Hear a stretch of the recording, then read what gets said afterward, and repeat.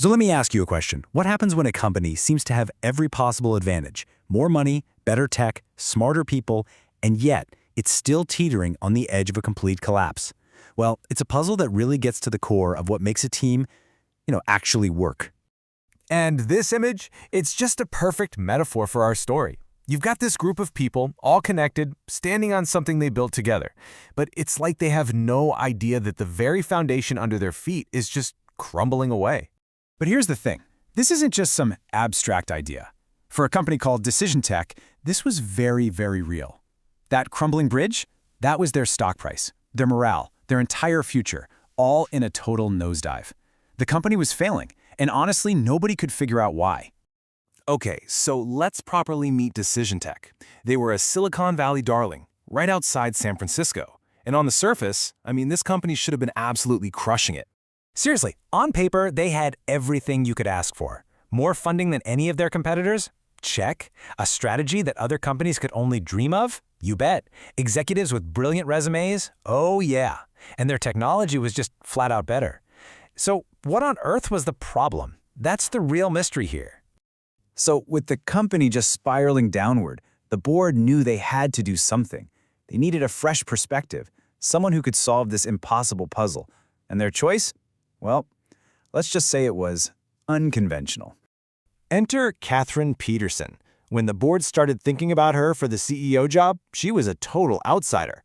We're not talking about some tech genius or a Silicon Valley veteran. Nope, her entire experience was in a completely different world. Get this. Catherine came from the auto industry. She wasn't known for writing code or designing circuits. She was known for building incredible teams. Her whole thing was people, not products. For a high-tech company, you can imagine this was a massive, massive gamble. But you know what? The board rolled the dice. They hired Catherine, betting that her unique skills could do what all their tech and money couldn't seem to do, turn the whole company around. And she accepted the challenge, walking straight into an office just filled with skepticism. So what was Catherine's first move? It wasn't to dig into financial reports or product plans. She knew the problem wasn't something you could find on a spreadsheet. It was in the rooms, where people were supposed to be working together.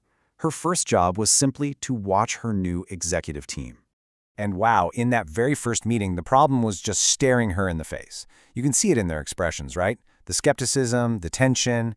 There's just no real connection there. These weren't teammates, they were just a collection of individuals in the same video call. And right at the heart of this tension was Jeff Shanley. He was the founder, the original CEO. He built this company from the ground up, only to be pushed aside for Catherine. Just imagine the dynamic that creates. Then you've got Michelle, or Mikey as everyone called her. She was the head of marketing. Always cheerful, always seems engaged, but you get the feeling that her smile was kind of hiding this massive disconnect, this sort of fake harmony on the team. And Martin, the chief technologist, oh man, he was a textbook example of the problem. His body language says it all. Arms crossed, totally closed off. This guy was the genius behind all the tech, but he was completely disengaged from the team. And really, nothing captured the problem better than this team lunch. They're all sitting together, sure, but look closer. There's no energy. There's no real conversation. It's just awkward silence. It's the ultimate proof that just putting people in the same room doesn't make them a team. So after weeks of just watching this silent dysfunction play out, Catherine knew the issue wasn't the company's strategy, or its funding, or its amazing technology. The problem was the executive team itself. They were, to put it simply, fundamentally broken. The time for observing was over. It was time to act. And Catherine knew it had to be something pretty drastic to shape them out of this paralysis they were in. So Catherine's first real big move as CEO wasn't a new product launch or a major reorg. Nope, it was a trip specifically designed to pull the team completely out of their comfort zone. She took them to Napa Valley. And this wasn't for a vacation, not at all. It was because it was neutral ground, a place where maybe the job titles and the office politics would fade into the background, a place where they couldn't just hide behind their desks and emails. And she set the tone right away. She made it clear this wasn't about trust falls or cheesy bonding games. They were there to work, to finally confront their issues head-on and to produce actual, tangible results for the business. The story of Decision Tech and this whole Napa retreat, this is where the real work actually begins. Because this isn't just about a fictional company. It's really a universal model for understanding why teams, even the ones that seem the most promising, end up failing.